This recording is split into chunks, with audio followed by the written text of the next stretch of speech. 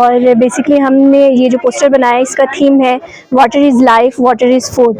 तो इस थीम में हम दो आइडियाज़ पेश कर रहे हैं, एक हमारा है फार्मर्स मार्केट और दूसरा हम बता रहे हैं होम गार्डनिंग के बारे में।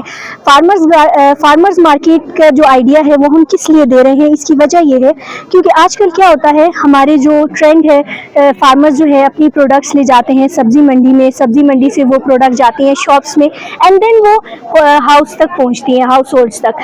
अब यहाँ क्या होता है कि यहाँ से इन्फ्लेशन रेट भी साथ साथ इंक्रीज होता जाता है, प्राइस इंक्रीज होती है, कंटामिनेशन के रेट्स इंक्रीज होते जाते हैं और इसी चीज़ से बचने के लिए हमने कहा है फार्मर्स मार्केट। अब फार्मर्स मार्केट में क्या होगा कि जो गवर्नमेंट है वो एक ऐसी जगह प्रोवाइड करे सिटी के बीच में या हर एरिया में जहां फिजिबल हो, ताकि कंज्यूमर डायरेक्ट आकर वहां से वो प्रोडक्ट्स को बाय कर सकें। और इससे ये होगा कि इन्फ्लेशन रेट कम हो जाएगा, कंटामिनेशन रेट कम हो जाएगा और फ्रेश वेजिटेबल्स जो हैं वो कंज्यूमर्स को मिल सकेंगी। और दूसरा जो हमारा आइडिया है होम गार्डनिंग पर, होम गार्डनिंग जो है हम ये कह रहे हैं कि आजकल जो हमारे घर हैं वो इस तरीके से हैं कि हमने वो पक्के घर बनाए हुए हैं, 3-4 गमले हम इधर उधर रख देते हैं, ये हमारी ग्रीनरी हो जाती है। और हम क्या करते हैं कि जो वाटर है, रेन वाटर है, उसको भी कंजर्व करने का हमने कोई तरीका नहीं अपनाया हुआ है। सारा पानी जो है बाहर गलियों में जाता है और कीचड़ हो जाता है। तो इसके जो बिहाफ पे हम दे रहे हैं, जो एक रीज़न दे रहे हैं, इसका सॉल्यूशन वो ये है कि हमें होम गार्डनिंग पर तवज्जो देनी चाहिए।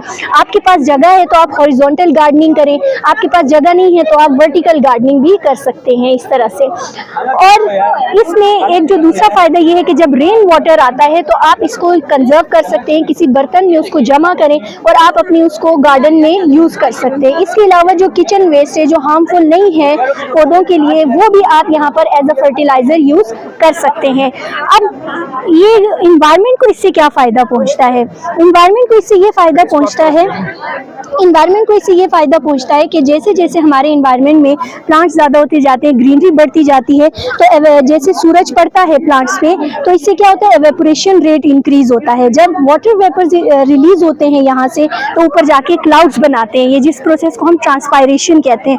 ये क्लाउड्स फिर रेन वाटर ज़्यादा से ज़्यादा प्रोड्यूस करते हैं और जितना रेन वाटर होगा उतनी हमारी ग्रीनरी भी और भी बढ़ती जाएगी। अब ये हम पर है कि हम अपने नेशन को किस तरफ लेकर जाते हैं, इस तरफ लेकर जाना चाहते हैं या हम अपने नेशन को इस तरफ लेकर जाना चाहते हैं। अपने घरों को इस तरह बना के यूं कर अपने नेशन को इस तबाही की तरफ लेकर जाएंगे या अपने घरों को हम ग्रीन करके अपने नेशन को हम इस तरह बनाएंगे। क्योंकि अगर हम इस तरफ जाते हैं तो हम ड्राउट का शिकार हो जाएंगे, माल न्यूट्रिशन, फूड इनसिक्योरिटी, और अगर हम एक कतरा भी आज बचाते हैं तो कल हम बहुत सारी जिंदगियों को बचा सकते हैं। Thank you sir.